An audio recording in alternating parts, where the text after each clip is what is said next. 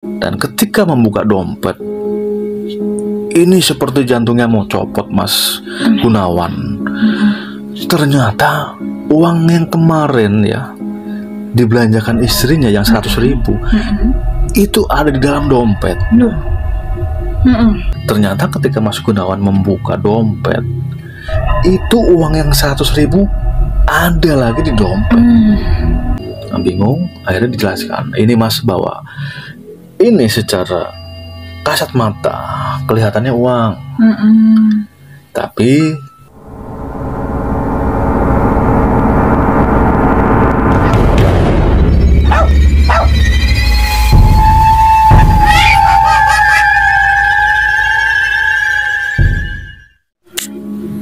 Assalamualaikum warahmatullahi wabarakatuh. Waalaikumsalam warahmatullahi wabarakatuh. Sebuah cerita dari, sebut saja namanya dengan Mas Gunawan. Beliau ini berdomisili di sebuah kota Cilacap. Nah, beliau ini mempunyai pengalaman di tahun kurang lebih 2000-an lebih lah ya. Jadi sekitaran tahun 2000, antara 2004 sampai 2006, sekitaran itu. Dan di sini saya akan membawakan sebagai aku ya, untuk mewakili Mas Gunawan ya. Jadi Mas Gunawan ini bercerita bahwa dulu di kisaran tahun itu, beliau itu pada saat itu memang masih menganggur. Bahkan boleh dibilang ya masih berkehidupan malam, dalam arti masih, walaupun sudah berkeluarga dan mempunyai anak juga, namun sebagai kepala rumah tangga ini istilahnya masih banyak kekurangan di sana sini. Nah, menjelang Lebaran pada saat itu memang sedang bulan puasa. Nah, Lebaran ini hampir mendekati Lebaran, kurang beberapa hari. Ya karena sudah berumah tangga, otomatis kan ini ada seperti dari istri, ada kewajiban ya sebagai kepala rumah tangga, apalagi posisi masih ingin mau Lebaran. Nah disinilah akhirnya Mas Gunawan pun berpikiran bagaimana caranya ini untuk memenuhi kebutuhan keluarga. Namun memang pada saat itu kondisi beliau ini masih menganggur. Di saat sedang pusing-pusingnya ini, Mas Gunawan kan mempunyai seorang tetangga yang beliau ini adalah guru. Ya akhirnya karena memang berdua ini mereka mengobrol ya, diberilah ide oleh Pak Guru tersebut yang seorang tetangganya, sebut saja dengan Pak Kasiman. Nah Pak Kasiman ini bilang, ya udah kalau itu kan daripada nganggur, ada motor di rumah, buat ngojek aja, siapa tahu ada penumpang. Ya, mendengar tawaran dari Pak Kasiman, Mas Gunawan pun ya sempat tidak percaya, karena betul-betul seperti ada pemecahan masalah dan pemecahan solusi. Nah ya akhirnya pun ini Mas Gunawan pun mengiyakan. Namun di situ belum jelas sistemnya menyewa atau bagaimana. Nah, singkat cerita, akhirnya di hari pertama itu pun Mas Gunawan ini mengojek. Nah, ketika mengojek, Mas Gunawan ini pun berjalan ya, atau memulainya ini dari habis maghrib. Yang kondisinya pada saat itu sedang hujan deras. Sedang hujan deras. Itu habis maghrib, dari habis maghrib sampai kurang lebih jam 9-an lebih. Itu sangat deras sekali. Dan di pangkalan ojek tersebut ini kebetulan memang sepi. Padahal biasanya di hari-hari itu ya, itu ramai yang pangkalan ojek, yang baik yang siang ataupun yang di malam hari. Nah, karena memang kondisinya seperti itu ya, akhirnya dengan setengah putus asa, Mas Gunawan pun memutuskan untuk pulang.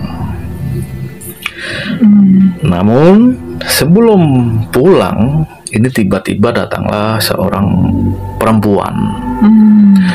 Perempuan ini datang sambil menggendong bayi.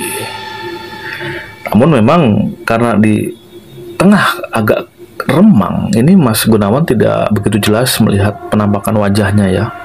Nah, perempuan ini pun bertanya kepada Mas Gunawan, apakah bisa mengantarkan ke satu tempat?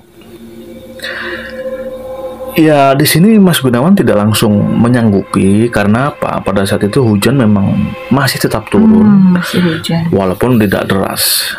Apalagi menggendong bayi yang memang kalau dilihat dari modelan ini masih hitungan bulan ya, masih kecil lah itu.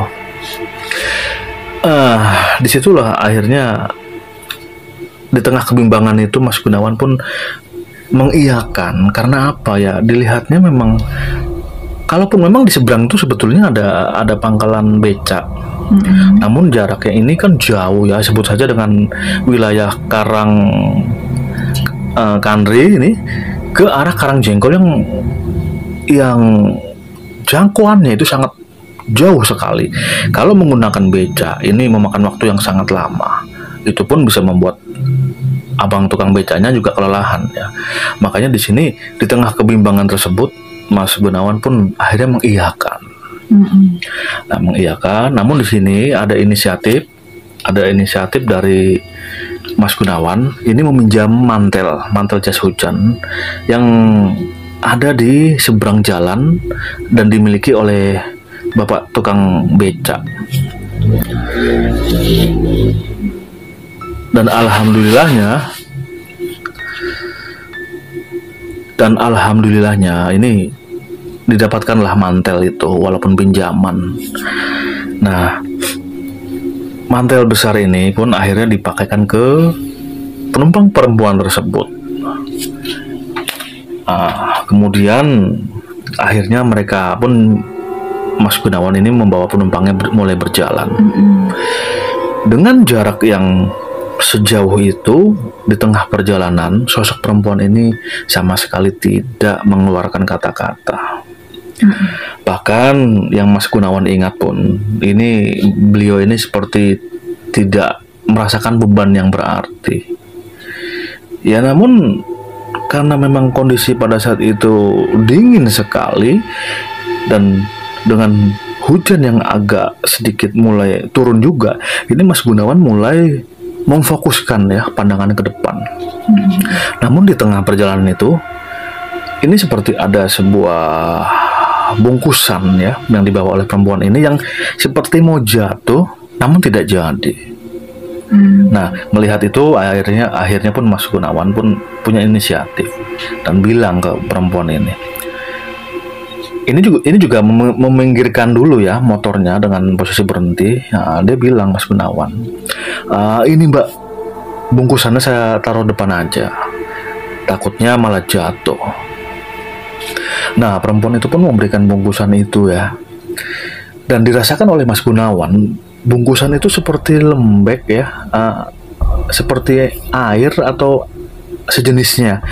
Namun dipegang ini agak seperti berat. Namun ya itu tadi, dipegangnya seperti lembek. Nah, singkat cerita, ditaruhlah di depan. Ketika itu sudah selesai, mereka pun melanjutkan perjalanan. Dan seperti biasa, jarak sepanjang atau sejauh itu, perempuan ini tidak mengeluarkan suara. Kemudian setelah memakan waktu hampir 1 jam lebih, ini sampai ke sebuah daerah, dan di sana sampailah ke depan sebuah rumah. Nah, setelah itu perempuan ini pun membayar Mas Gunawan dengan berupa uang 100.000. Ya, di sini pun perempuan ini bilang sebelum bayar, maaf Mas, saya hanya punya ini. Mohon maaf sekali. Nah, di sini pun Mas Gunawan juga menerima dengan lapang hati. Iya, nggak apa-apa Mbak, saya terima ya. Ini bisa buat belanja istri saya, apalagi mau lebaran. Nah kemudian setelah basa-basi sebentar, Mas Gunawan ini pun balik arah menuju pulang. Dilihat jam tangan Pak Gunawan ini ya, atau Mas Gunawan, ini ternyata sudah malam, sudah jam 1 malam. Nah di sini pun akhirnya setelah mengantarkan perempuan itu langsung pulang ke rumah di tengah dinginnya malam yang sangat menusuk tulang. Akhirnya dengan kerja keras sampai juga ke rumah karena kondisi lelah. Setelah membersihkan diri, Mas Gunawan pun akhirnya tertidur. Nah, kemudian ketika bangun, dia teringat nih uang yang semalam. Ya langsung memberikan uang tersebut 100.000 ke sang istri untuk belanja kebutuhan lebaran. Ya di tahun itu uang ukuran segitu masih lumayan banyak. Nah, langsung di sini pun Mas Gunawan bilang ke istri, "Mah, ini ada rezeki, coba beli kebutuhan lah untuk kita. Dan kalau memang sementara ini bisa beli pakaian untuk yang kecil dulu anak kita, ya nggak apa-apa. Nanti kedepannya ada rezeki kita belikan kakak-kakaknya." Dan ayah sendiri di sini pesen disisain ya, soalnya kan ini buat kita ngasih uang bensin lah atau uang nyewa ke Pak Kasiman. Karena di sini kita sudah sangat dibantu. Nah, setelah Mas Gunawan berbicara seperti itu, sang istri pun sepertinya paham. Langsung sang istri ini pergi ke pasar dengan anaknya. 2 anaknya ini dibawa ya, sedangkan 2 lagi ini ditinggal di rumah bersama dengan Mas Gunawan. Nah, berjalannya waktu, akhirnya sang istri pun balik dari pasar atau kembali dan menyerahkan uang kembalian dari belanja tadi berupa sekitar 30.000 rupiah. Nah rencananya uang 30.000 rupiah ini yang 15.000 rupiah akan diberikan ke Pak Kasiman dan yang 15.000 rupiah lagi akan untuk pegangan Mas Gunawan. Nah, kemudian dengan berjalannya waktu lagi, Mas Gunawan pun datang sambil membawa motornya Pak Kasiman menuju kediaman Pak Kasiman. Ya di sana mereka ini mengobrol ya. Dan intinya sih di saat itu Mas Gunawan ini mengucapkan terima kasih sekali sambil memberikan uang yang sebesar 15.000 rupiah. Awalnya Pak Kasiman ini menolak. Namun karena memang supaya enak sama enak ya, Mas Gunawan pun dengan setengah memaksa memberikan uang 15.000 rupiah. Ya dengan berat hati Mas Gunawan, Pak Kasiman pun menerimanya. Nah kemudian Mas Gunawan ini pun pulang setelah dari tempat Pak Kasiman. Pulang karena memang lelah ya, kondisi badan masih lelah. Mas Gunawan ini pulang pun langsung tertidur. Ketika bangun pagi, ini dia teringat masih ada uang 15.000. Dan ketika membuka dompet, ini seperti jantungnya mau copot Mas Gunawan. Ternyata uang yang kemarin ya dibelanjakan istrinya yang 100.000 itu ada di dalam dompet. Kok lah, bisa? Ini bingung sambil mengucek-ucek mata. Mas Gunawan ini terperangah ya. Ini uang dari mana? Perasaanku uang yang ada di dompetku kan hanya 15.000. Kok ini ada uang 100.000 ya? Nemu juga aku nggak ngerasa, apalagi ngambil. Ya intinya di situ Mas Gunawan pun bingung. Dilihatnya uang itu sambil betul-betul diamati pelan-pelan, dan memang uang itu. Nah di tengah kebingungannya, istrinya datang lagi. ya sambil basa-basi sang istri ternyata minta uang belanja. Itu minta uang belanja. Nah, setengah kebingungan ya udah dalam hati Mas Gunawan nih. Ya udahlah, ini ada uang 100. Mau uang apa kek? Nah, aku pakai aja, kata Mas Gunawan. Iya. Diberilah uang itu ke istrinya. Dan di sini ya rencana sih yang istri biasa ya untuk belanja kebutuhan rumah tangga. Namun di sini memang Mas Gunawan berpesan nanti kembalinya ke aku ya. Ya sang istri pun menjawab iya Mas itu. Nah kemudian setelah pulang dari belanja, sang istri pun memberikan kembalian lagi ke Mas Gunawan. Ini masih banyak, waktu itu kepake ini hanya sekitar di zaman itu ya, yang diingatnya itu sekitar 30.000 rupiah. Nah makanya kembaliannya ke Mas Gunawan ini 70.000 rupiah. Dimasukkanlah di samping uang yang awal tadi sebesar 15.000 rupiah. Nah berarti kan kalau di total kan sekitar 85.000 rupiah ya. Lumayan kata Mas Gunawan. Dompetku nih yang berbulan-bulan ini kosong. Ada uang sekitar 85.000 rupiah. Waduh, alhamdulillah banget katanya dalam hati. Tentunya hatinya kan tenteram banget ya. Nah kemudian dompet ini ditaruh di atas lemari oleh Mas Gunawan. Nah Mas Gunawan ini ya seharian itu sih kegiatan ya tidak banyak ya, hanya bermain-main dengan anak atau bahkan nanti ke halaman sebentar. Ya intinya kegiatan sehari-hari. Nah ketika sudah menjelang mau maghrib ya, ini Mas Gunawan siap-siap nih. Siap-siap kenapa? Karena ingin mengojek lagi dengan motor yang disewanya, motor yang dimiliki oleh Pak Kasiman.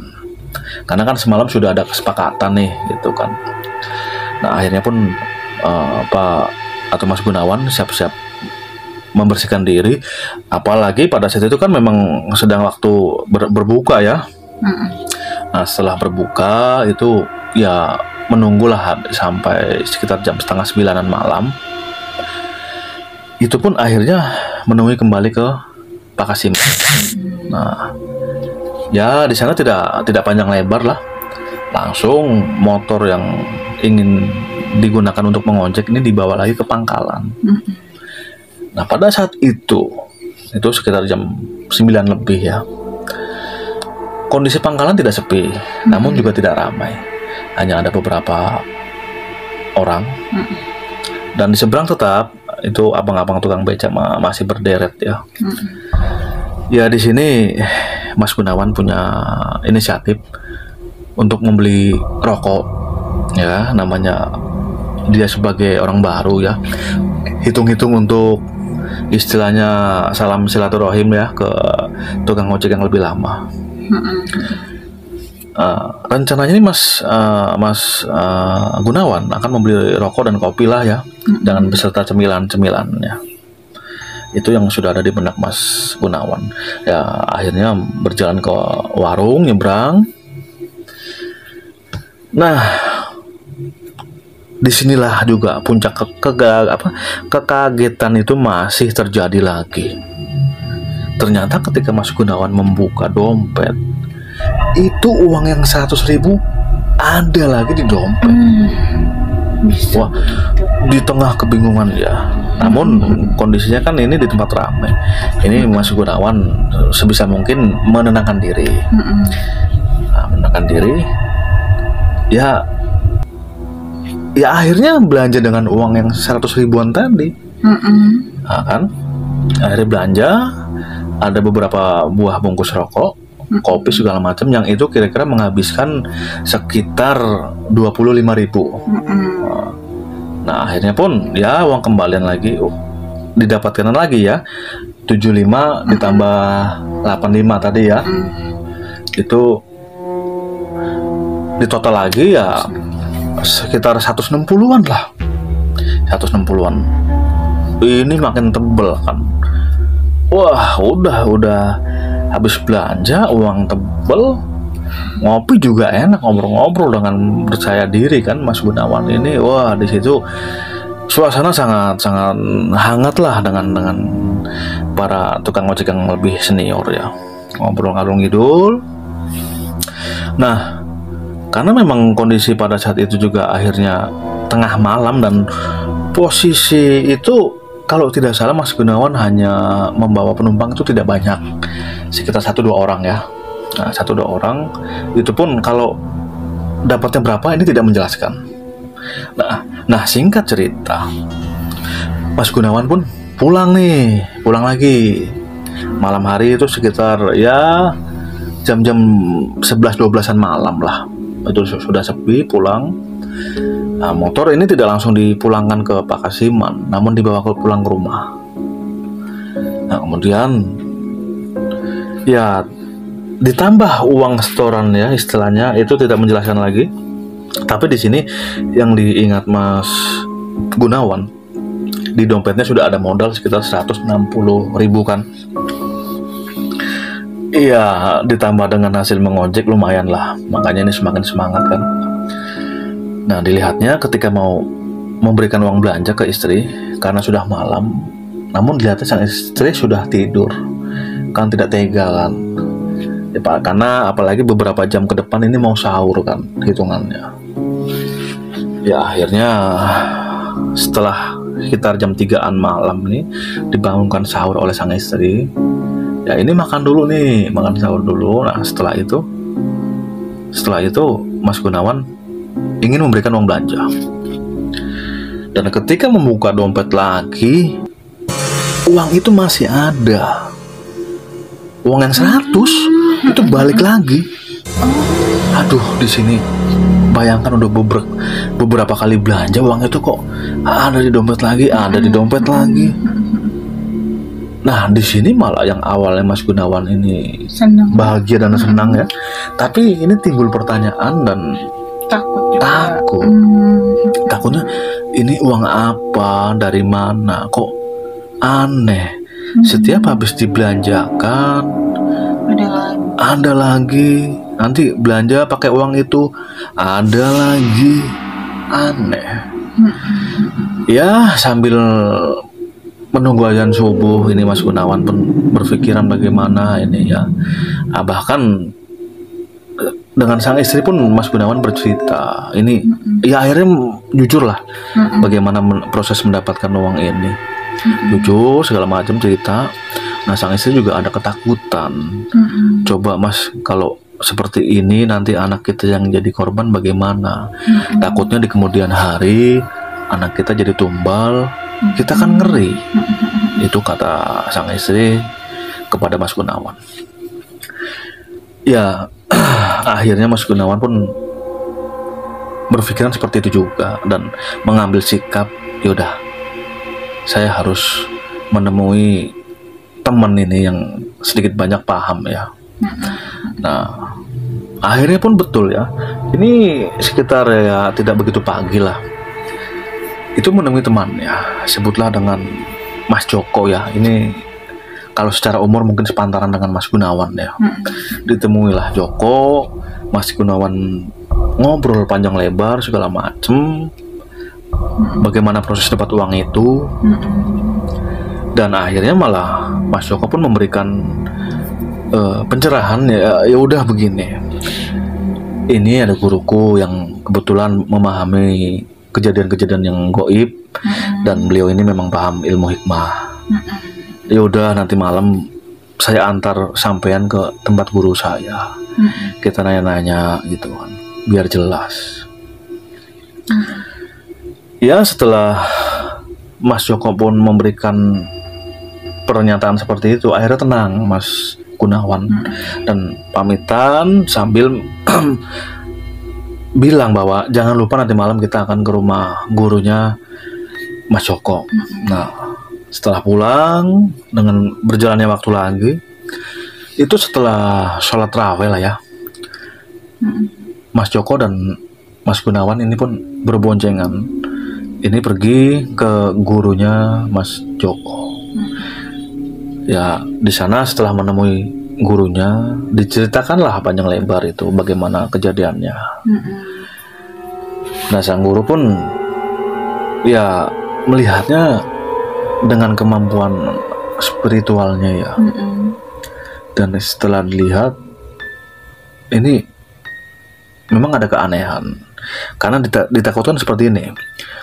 Ditakutkan bahwa ini akan menjadi efek yang tidak baik di kemudian hari. Karena namanya ini barang produk dari hal goib atau mungkin boleh disebutkan jin ya.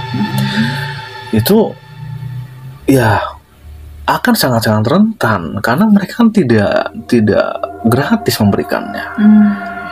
Tentunya ada imbal balik. Nah, itu kalau penjelasan dari gurunya Mas Joko. Dan ketika di Terawang, istilahnya lah ya. Kenapa sebelumnya ini dijelaskan kejadian ini di mana dan dilihatnya memang dari hal yang spiritual. Itu bukan rumah, Mas. Mas Gunawan. Itu bukan sampai nganterin perempuan itu ya, seolah-olah sampai ngeliat rumah. Itu bukan rumah, itu makam, tanya. Dan itu ya penghuni yang ada di sekitaran makam. Ya tidak, walaupun tidak langsung di makamnya ya, tapi di sekitaran lah. Istilahnya kan itu luas. Jadi kita juga tidak bisa menghakimi bahwa itu ulah jahilnya, tapi yang jelas memang ada sosok yang jahil. Itu setelah diinvestigasi secara gaib oleh gurunya Mas Joko. Dan di sini rencananya begini. Ini kalau sampean percaya sama saya, uang ini akan saya bakar. Kenapa? Kalau saya buang, takutnya diketemukan oleh orang lain. Ini juga akan sama, menemui hal kegoiban yang sama.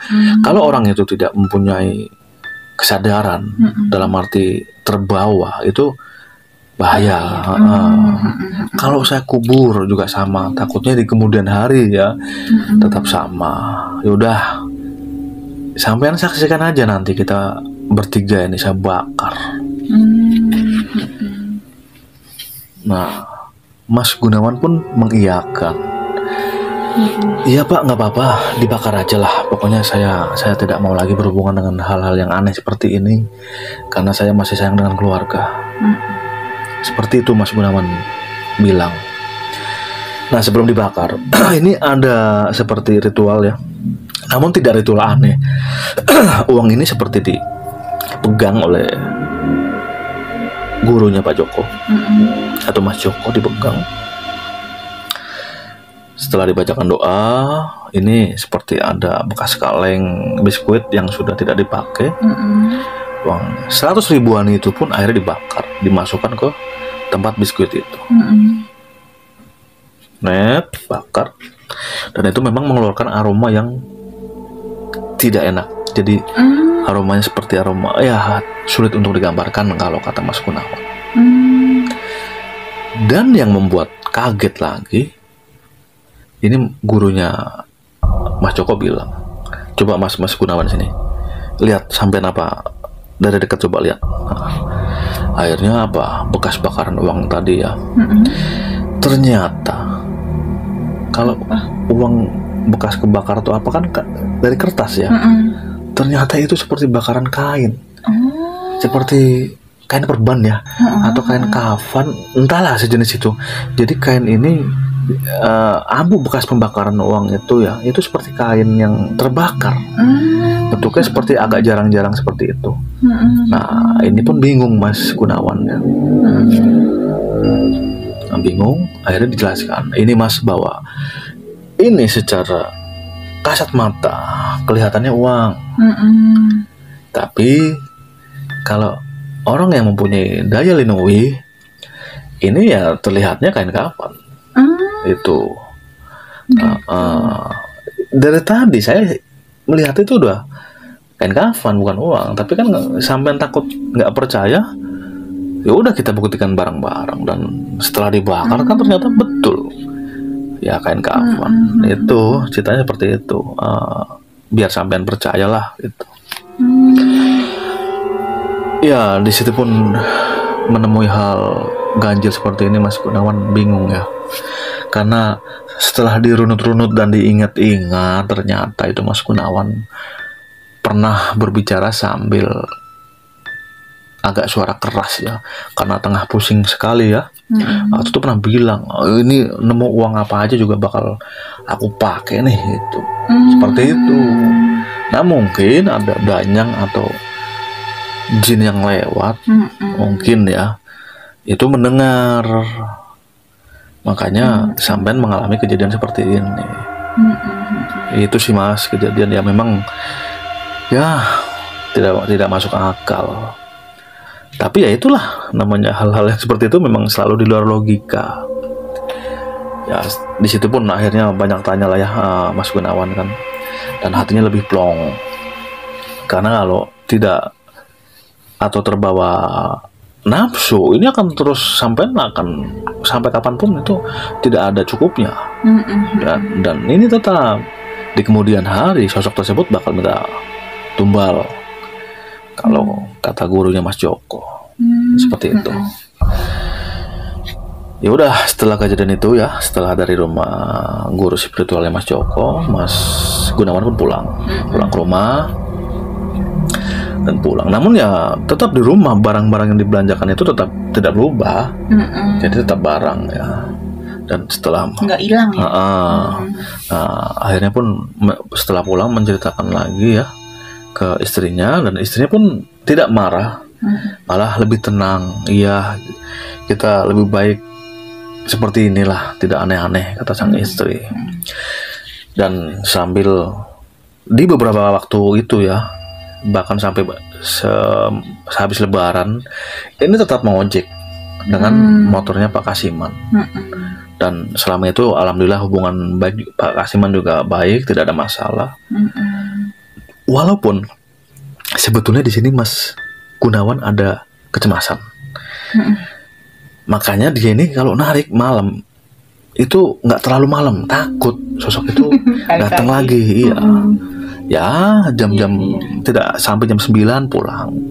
Jadi nggak berani sampai malam lagi.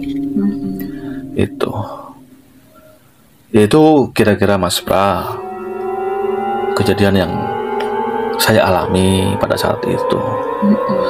Sebuah kejadian yang saya juga betul-betul kondisi saya sedang drop lah secara ekonomi juga, dan akhirnya mengalami kejadian seperti itu. Mungkin demikian saja Mas Pra cerita saya.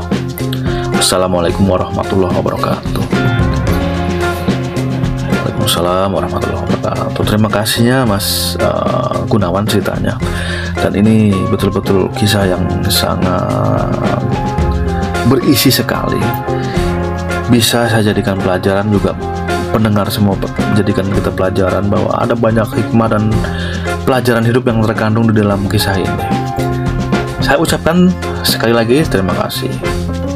Dan di sini juga saya mengucapkan terima kasih kepada kawan-kawan subscriber yang masih setia kepada saya, melihat atau mendengarkan cerita-cerita misteri saya.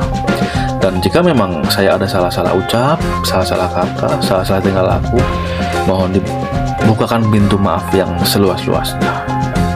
Dan di sini saya mengucapkan wassalamualaikum warahmatullahi wabarakatuh.